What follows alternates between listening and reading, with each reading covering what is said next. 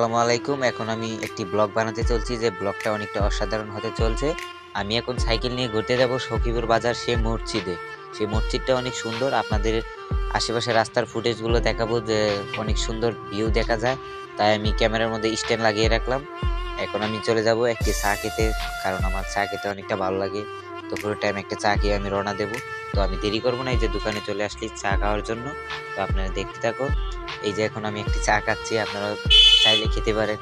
তো এখন আমি আর দেরি করব না, চা খাওয়া শেষ শেষ এখন আর দেরি করব না, আমি চলে যাব। একটি পানও খেয়ে নিলাম, কারণ পান খেতে অনেকটা সাইকেল চালাতে এখন অনেকটা ভালো লাগবে। তার জন্য আর দেরি করব না, চটপট করে চলে যাব। ও আরেকটা কথা, এই বাম দিকে গিয়ে একটি মাঠ আছে, এই মাঠটা আপনাদের দেখাতে চাইবো। এই যে চলে আসলাম মাঠের সামনে। এখন দেখেন মাঠটা অনেকটা সুন্দর, আগে অনেক খেলাধুলা করতাম সেই জায়গায়, আবারও সেখানে চলে আসলাম আমি আপনাদের দেখানোর জন্য। মাঠটা অনেকটা সুন্দর, তাই আমি আপনাদের দেখানোর চেষ্টা করলাম, কারণ এই জায়গায় অনেক খেলাধুলা করতাম। আর দেরি করব না, এখন চলে যাই আমরা সেই মসজিদের ধারে। রাস্তার ফুটেজ আপনাদের দেখাতে চাইবো। আমি অনেকটা জোরে চলছিলাম, তাই একটু ক্যামেরা নাড়াচাড়া করছে। এই জায়গাটা উঠে গেলে তারপর আর নাড়াচাড়া করবে না।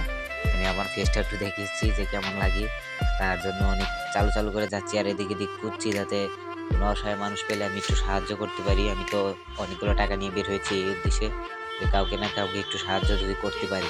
আর অল্প একটু জায়গায় আমি মেন রোডে উঠবো। এই যে চলে আসলাম মেইন রোডে। যে এখন আমি মেইন রোডে চলে আসছি, এখন আর ক্যামেরা এতটা নাড়াচাড়া করবে না, আপনাদের সুন্দর ভিউ আমি দেখাতে পারবো। আপনারা দেখতে থাকুন। ওই যে সামনে মসজিদটা দেখা যায়, ওই মসজিদে আমি যাওয়ার চেষ্টা করবো। ওই কারণ ওই মসজিদটা আমার অনেক ভালো লাগে।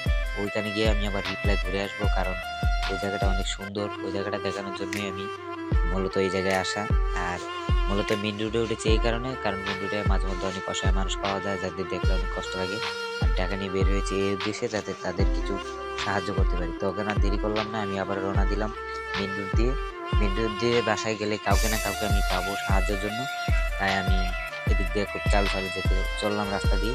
তো আপনারা দেখতেই থাকুন। আমি এখন চলবো, খুব স্পিডে যেতে চাইছিলাম, আবার বললাম না, এদিক এদিক চারিদিকে তাকিয়ে তাকিয়ে যাই, যদি কাউকে না কাউকে পাই কিছু তো আমাকে দিতে হবে, কারণ আমি বের হয়েছি এই উদ্দেশ্যে।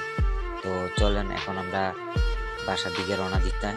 এখন এখান থেকে আমি বাসায় বাসায় যেতে থাকবো, তাই দেখতে চাইছি রাস্তায় কেউ আছে কিনা। এগোতে থাকলাম, দেখলাম আমি কেউ আছে কিনা, তাই একটু আস্তে আস্তে চালাই।